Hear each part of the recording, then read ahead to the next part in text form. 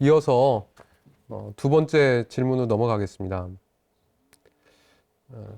교수님께서는 그동안 많은 활동을 하셨습니다. 근데 특히 이제 평화교육을 좀 전에 말씀하시면서 교수님께서는 우연적인 계기라고 말씀하셨는데, 그런 우연적인 계기를 통해서 어떻게 보면 뭐 필연적으로 또 평화교육을 오랫동안 해오셨습니다. 그동안 학생들한테 이제 강조하셨던 내용들 혹은 가치들 뭐 이런 것들에 대해서 조금 설명 부탁드리겠습니다. 이 한신대학에 가게 된 것도 실은 저는 참 우연이에요. 왜냐하면 제가 대학 다닐 때 야학을 많이 했는데, 그 야학을 할 때 주로 이제 민주교회 기반에서 야학을 하게 됐단 말이에요. 그리고 이제 판자촌에서 저는 이제 주로 노동야학 쪽을 했었기 때문에 이제 그때 이러한 민중교육을 지원했던 대학이, 당시는 민중교육이라고 하는 말을 썼던 데가 한신대학에 이제 문동환, 김성재 뭐 이제 이런 분들이 계셨고, 또 제가 대학 4학년 때 우연한 기회에 문동환 선생님이 이제 그 3.1 사건으로 감옥 갔다 나오셔가지고 이 민중교육 하는 대학생들 좀 한번 만나보자. 그렇게 해서 그 새벽의 집 공동체를 하셨는데, 그때 거기서 이제 대학생들을 조금 일부 불렀어요.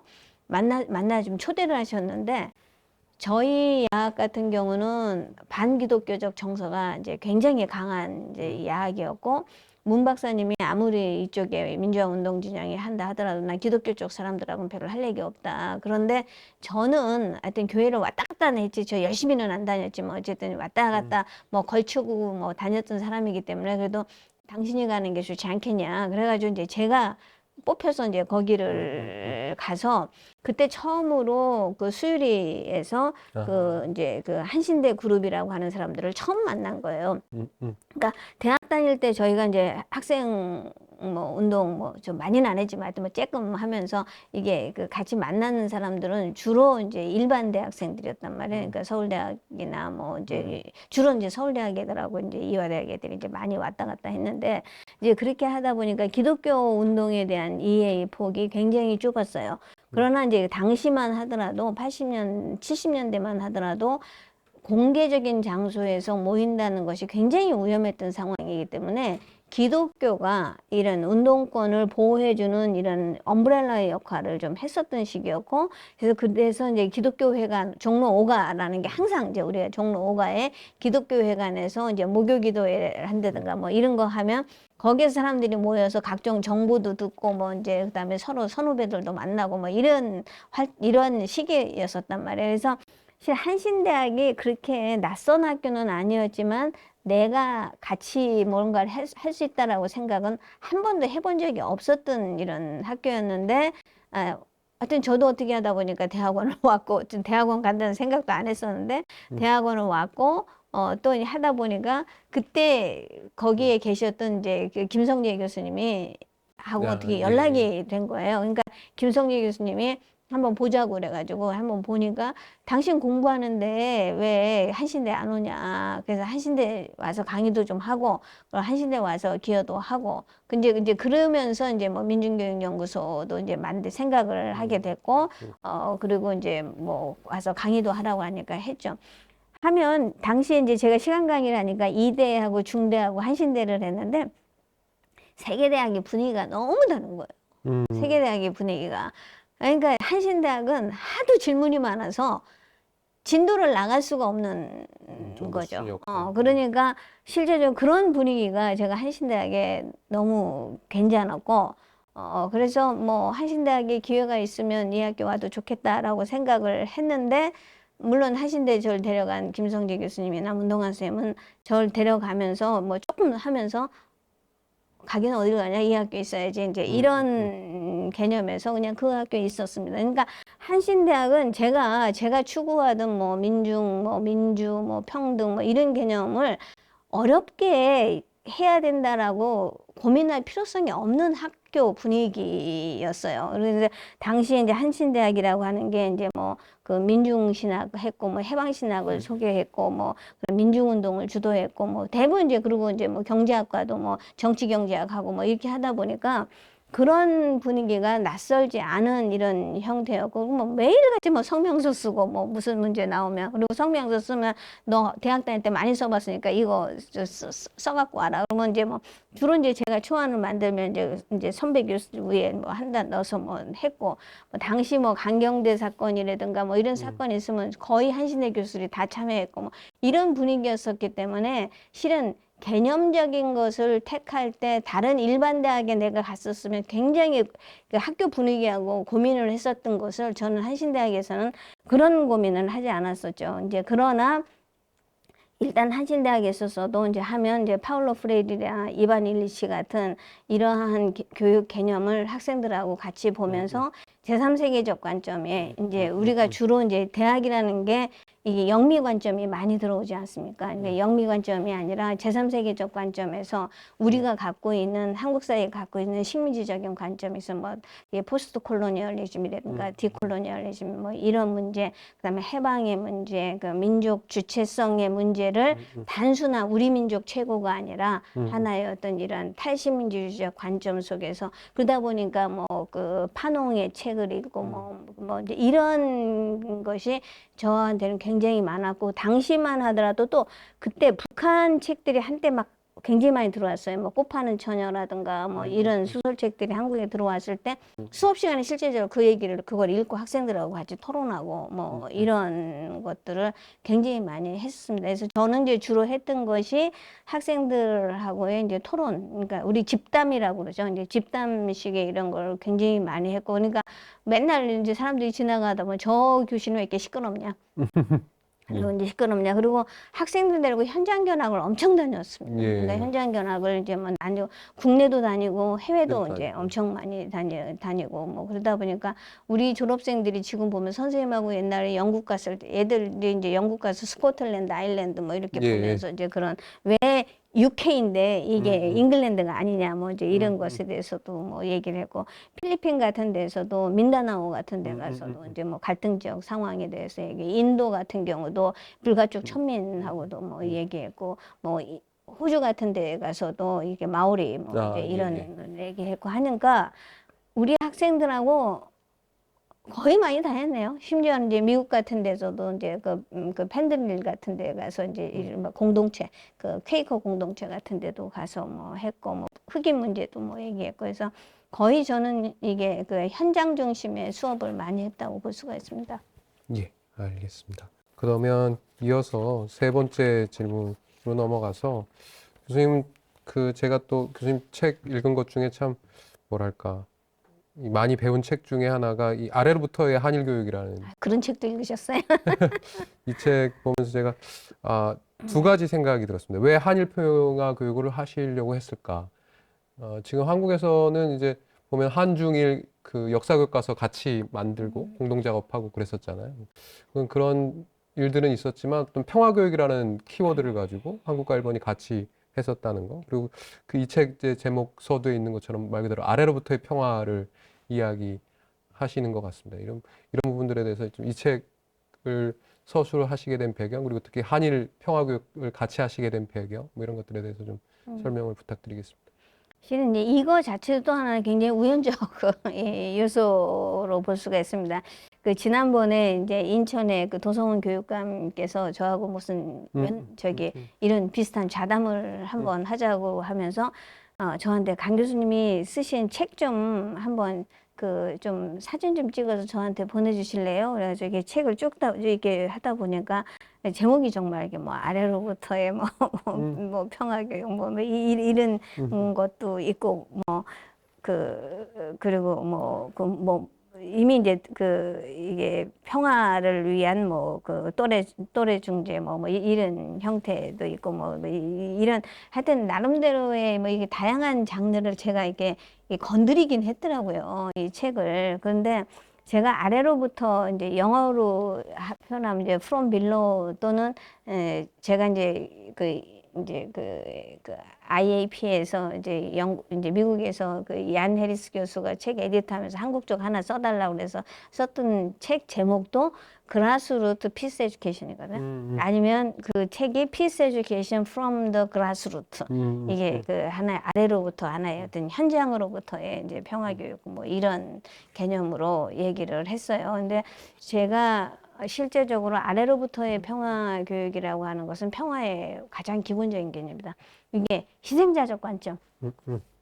이라고 하는 것이 이제 굉장히 중요한 표현이기 때문에 아래로부터의 평화라고 하는 것은 뭐 그 부정할래야 부정할 수 없는 부분인 거고 실은 위는 항상 평화로웠어요. 자기네들은 하나의 이른바 give and take라든가 뭐 딜링이라든가 이런 표현이 기본적으로 하나된 균형 맞춤 아니겠어요? 그러니까 이번에 뭐 바이든이 와서 뭐 우리 대통령하고 얘기한 부분에 있어서 내가 한국에 이거 하나 줄게, 한국도 뭐 하나 줘라라고 하는 이른바 하나의 어떤 이런 이게 굉장히 사업적인 개념도 저는 일종의 이퀄리브리움이라고 보는 거예요. 하나의 균형을. 근데 이제 이것이 옛날 같으면 지배와 종속의 개념이었죠.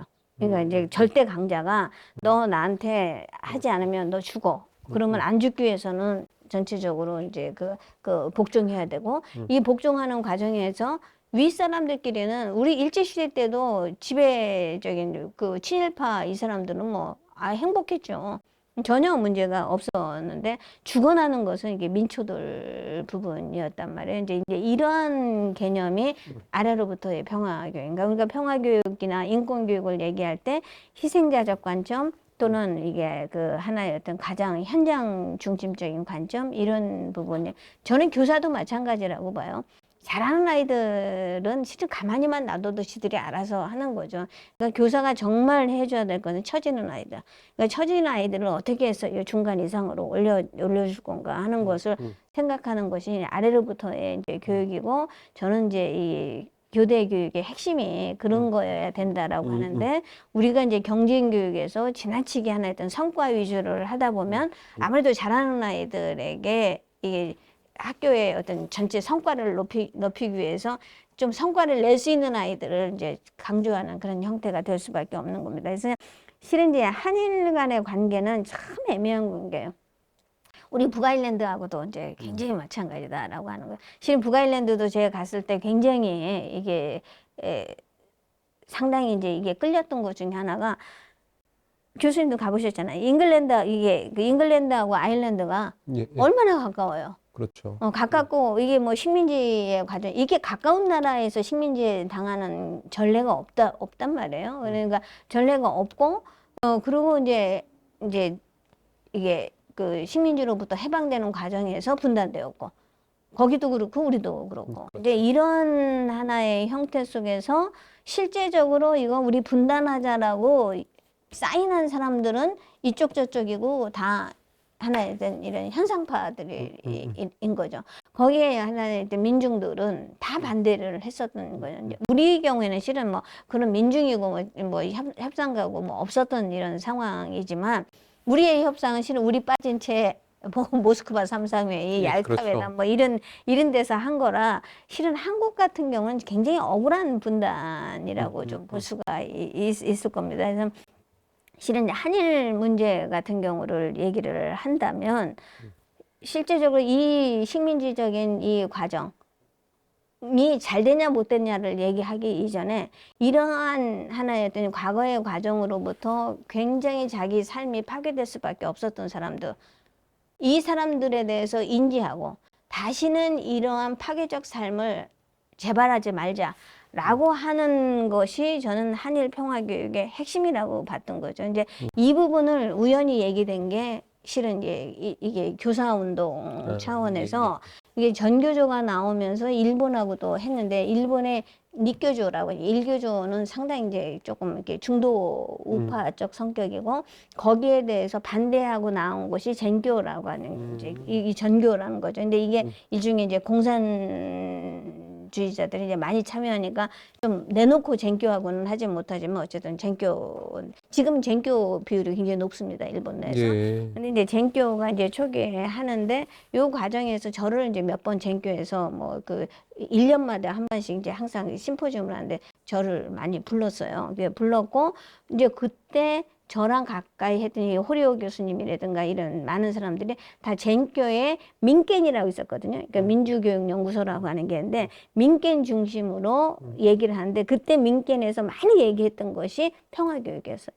그래서 이제 평화교육 하다 보니까 그 민겐 쪽 사람들이 이제 주로 많이 했던 것이 이제 위안부 문제에 대해서 일본이 이걸 인식하고 이 부분에 대해서 우리가 적극적으로 학생들한테 교육해서 우리의 문제를 우리가 과거에 이런 짓을 했고 다시는 이런 것을 하지 않는 것이 아시아 평화를 위해서 굉장히 중요한 거다. 우리가 아시아 민중들한테 무슨 짓을 했는지 하는 것을 우리가 밝히자.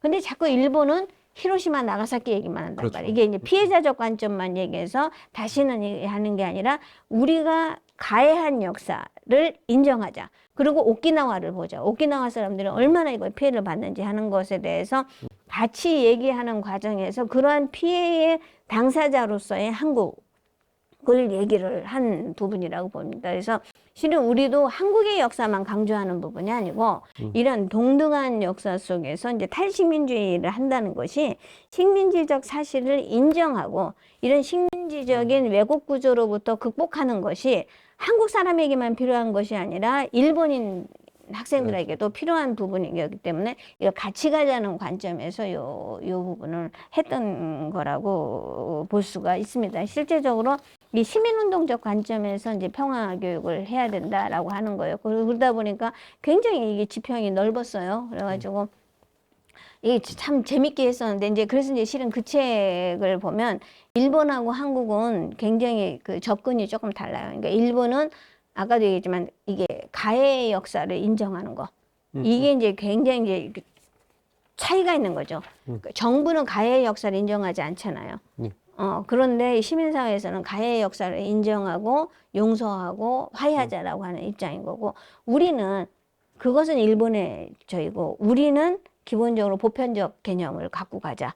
그러니까 실은 한국과 일본은 이제 평화교육의 스펙트럼이 조금 달라지긴 했는데 똑같은 거는 현장 중심의 이게 피해자 중심의 역사 속에서 하나의 어떤 이런 대등한 이런 거 상호 공존, 상호 화해 이 부분을 가야 된다라고 하는 것이 아래로부터 평화교육의 핵심이었던 거죠.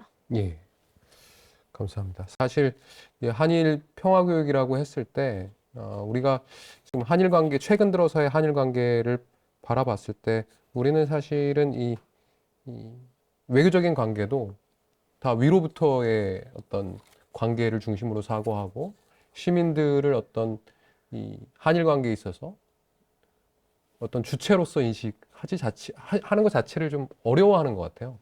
그러니까 피해자들 문제, 과거사를 이야기하면서 피해자들 문제를 이야기하는데 이 피해자들 문제는 결국 양국 정부가 해결해 줘야 할 것처럼 그들만이 어떤 해결의 주체인 것처럼 이렇게 얘기되어 오는 것이 있는데 그런 부분에서 우리가 양 정부 차원에서 할 일이 있고 또 우리 시민사회가 해야 될 일이 있는 것 같습니다. 지금 우리 시민이 어떤 평화의 주체다라고 하는 인식을 가지는데 교수님 이 연구가 대단히 중요한 그런 시사점이 있는 게 아닌가 개인적으로 그렇게 생각을 하고 있습니다.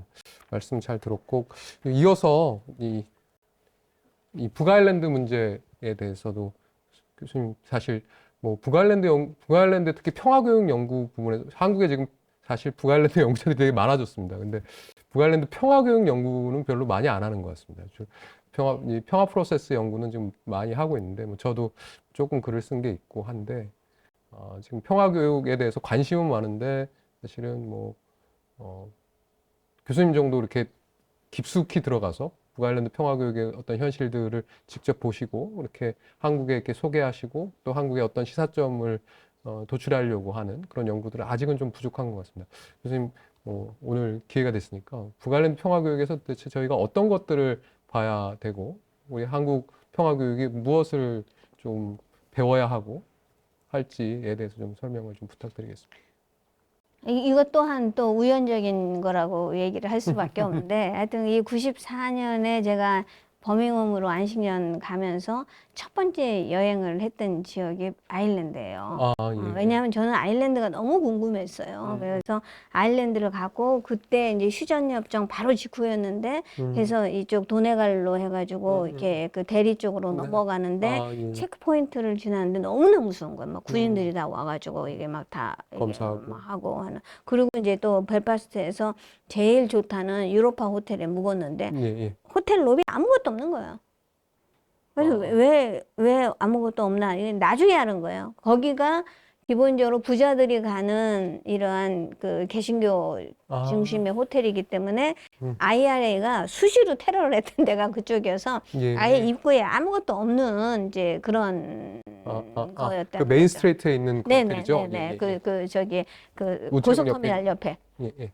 그런데 그쪽에서 저희가 첫날 우리 딸내미 데리고 가서 이제 그 자는데 밑에 보니까 막 군인들이 막 옷 입고 처벅처벅 오고 막 이러는 거예요. 이게 막 굉장히 그 당시만 해도 무섭고 이랬던 시기였고 했는데 이제 그러면서 이제 그 이후에 98년 이후도 가봤고 그리고 이제 뭐 2002년 협정 이후에도 갔고 이제 계속 이제 다니게 됐고 그리고 이제 이러한 연구가 이제 본격적으로 된 것이 이제 2015년부터 이제 작년 말까지 끝난 이게 연구재단 지원 사업이었거든요. 그러니까 연구재단 지원을 받기 전에도 제가 갔다만 오면 이제 글을 하나씩 쓴 거예요. 예, 예. 근데 글을 쓴 이유 중에 하나가 아까도 말씀드렸지만 이게 우리가 분명히 지금 갈등 사회에 살고 있는데 갈등 사회에서 어떻게 함께 사는지를 배우는 것이 평화운동의 핵심이고 이게 평화교육의 주 내용이어야 되는데 우리는 이 얘기는 하지 않고 보이지 않는 실제적으로 완전히 막아놓은 장벽으로 막아 서로 오갈 수도 없는 그쪽하고의 통일 문제만 하나 했던 이런 평화통일이라고 하는 포장으로 해서 주제로 하는 이제 이런 부분이었죠. 그래서 하여튼 이제 북아일랜드가 이제 아까도 말씀드렸지만 이게 분단 과정도 비슷하고 그죠? 분단 이게 식민지 물론 식민지가 우리는 뭐 짧게 했지만 걔네들이 10배 우리의 10배라고 우리는 36년이라고 했으면 그렇죠. 어쨌든 이제 공식적으로는 1600년대부터라고 한다면 우리보다 10배 넘는 한 300년 이상의 이제 그 식민지였고 그리고 해방되면서 분단이 됐고 분단되자마자 이제 분단을 받아들이는 자는 협상파하고 현상파하고 분단 절대 불가라고 하는 이제 이른바 이제 그 북아일랜드를 포함한 완전 통일이라고 하는 것 사이에 내전이 일어나서 실제적으로요. 거기가 이게 독립운동 했을 때 죽었던 수보다 내전 때 죽은 수가 훨씬 많습니다. 예. 그러니까 이게 내전이라고 하는 것은 치열할 수밖에 없는 이런 과정이에요. 근데 숫자적으로 이게 보면 그리고 우리도 실제적으로 독립운동 때 죽은 수는 여기 지금 카운트도 잘 안 되지만 실제적으로 한국전쟁이 3년 동안에 얼마나 많은 죽었습니까? 실제적으로 3년 동안 일어난 이 지역적 규모에 비하면 2차 세계대전보다도 훨씬 더 치열했다라고 하는 그런 거거든요. 그래서 그런 것이 있고 그 다음에 이후에 북아일랜드도 이 트러블스라고 해서 이제 갈등기가 있으면서 분쟁이 그렇죠. 있으면서 그 사이에 굉장히 많은 이제 그 국가의 혼란이 있었고 이게 뭐 각종 우리가 얘기하면 뭐 테러라고 얘기하고 그 안에서는 어쨌든 자주적 통일운동이라고 하는 이런 IRA와 이쪽 또 UFF 이쪽 유니오니스트들 간의 갈등이 굉장히 심한 이런 상태였고 우리는 나름대로의 이런 그 군부 독재와의 굉장한 갈등이 있었고 거기는 98년에 평화협정으로 어쨌든 이제 이게 그 공존 체제로 갔지만 갔고 우리도 어쨌든 98년에 김대중 정부가 들어오면서 2000년에 6.15 공동선언 하면서 결과적으로 새로운 이게 이제는 하나의 어떤 상호 대치의 측면이 아니라 상호 공존의 형태로 갈 수 있는 이런 모형을 봐야 되는 게 아니냐 하는 것.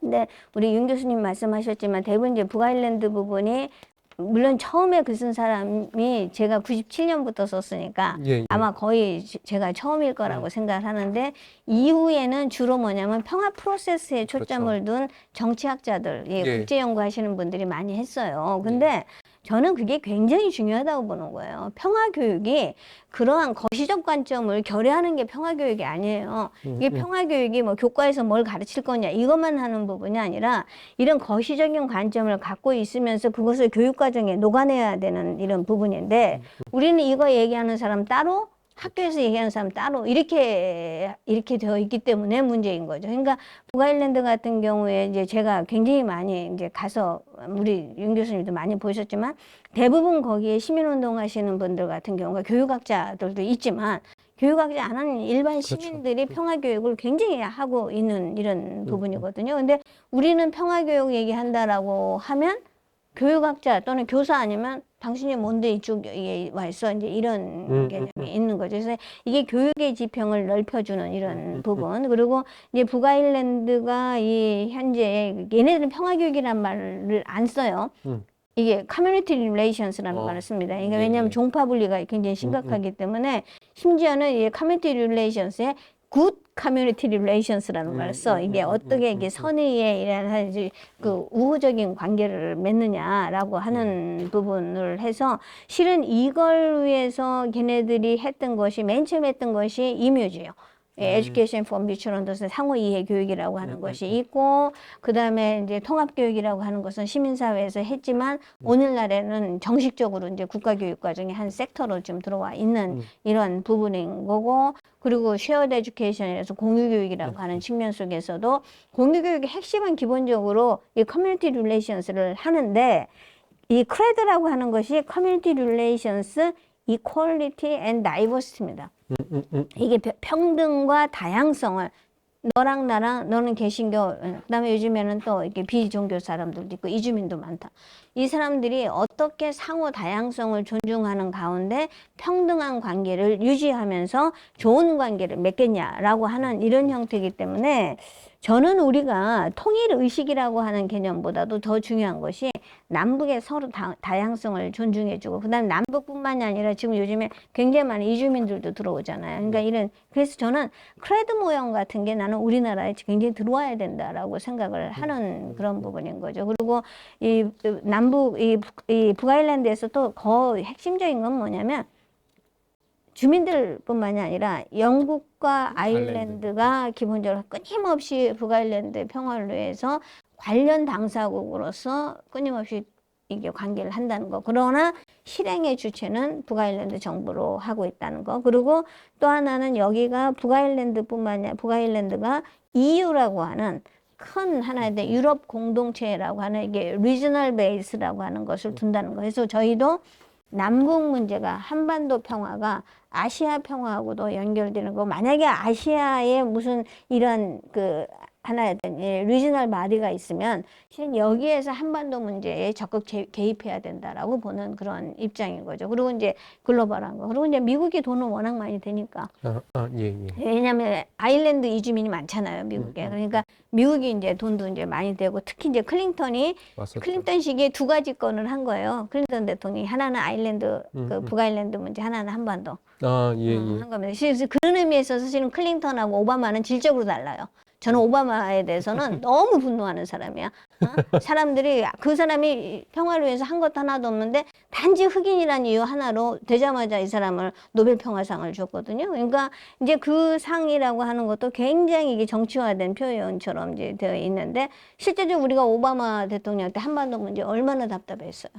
그래서 그걸 생각을 하면 실은 이 클린턴 이 양반이 이 글로벌한 부분에 있어서 이 핵심 부분을 결국 북아일랜드 문제, 한반도 문제, 그다음에 중동 문제 이 부분에 대해서 굉장히 적극적인 대외 외교를 했던 분이라고 생각해요. 하여튼 뭐 그 미국 얘기고 하여튼 이 북아일랜드 부분에서 저는 좀 하고 그다음에 이제 실은 앞으로 사이프러스도 키프러스 같은 경우도 좀 우리가 좀 주목해서 봐야 되는 분단되었지만 통일이 아닌 제3의 공존 모형으로 얘기할 수 있는 이런 것이어야 된다. 그러니까 우리가 꼭 그것으로 우리 통일될 수도 있어요. 통일될 수도 있고 실은 북아일랜드도 지금 이 브렉시트 이후에 통일에 대한 가능성이 점점 커지고 있어. 근데 제가 이제 지난번에 마지막 쓴 글에 보면 아일랜드 사람들은 지금 원치를 않는 거예요. 근데 이런 개념이 있어서 실은 통일이라고 하는 것은 어느 날 자고 일어나니까 내가 유명해졌다는 바이 부분은 우리도 예측 불가능하다라고 하는 그런 거죠. 그래서 그러나 무슨 일이 있어도 우크라이나장이 나면 안 된다. 한반도가. 이제 이 부분만 얘기할 수 있는 것이 저는 북아일랜드 문제라고 예. 봅니다. 알겠습니다. 사실 뭐 말씀하셨던 것처럼 북아일랜드 가면은 이 교육자들이라고 하는 그 카테고리가 우리가 생각하는 교육자의 카테고리가 훨씬 더 넓은 것, 그러면 더 넓은 것을 확인할 수 있다는 점에서 참 중요한 그런 시사점이 있는 것 같습니다. 저 역시도 어제도 저랑 비슷한 나이의 다른 학자들한테도 얘기했지만, 사실 우리가 평화 교육을 하기 위해서 외연이 되게 좀 넓어져야 한다고 생각해요. 사실은 평화 교육을 하는 사람이 많지가 않습니다. 그래서 이 평화 교육의 외연을 넓히려고 하다 보면은 이제 누구하고 얘기할지를 선택을 할 것이 아니라 최대한 좀 포용을 하는 그러한 네트워크들이 지금 필요한 시점인데,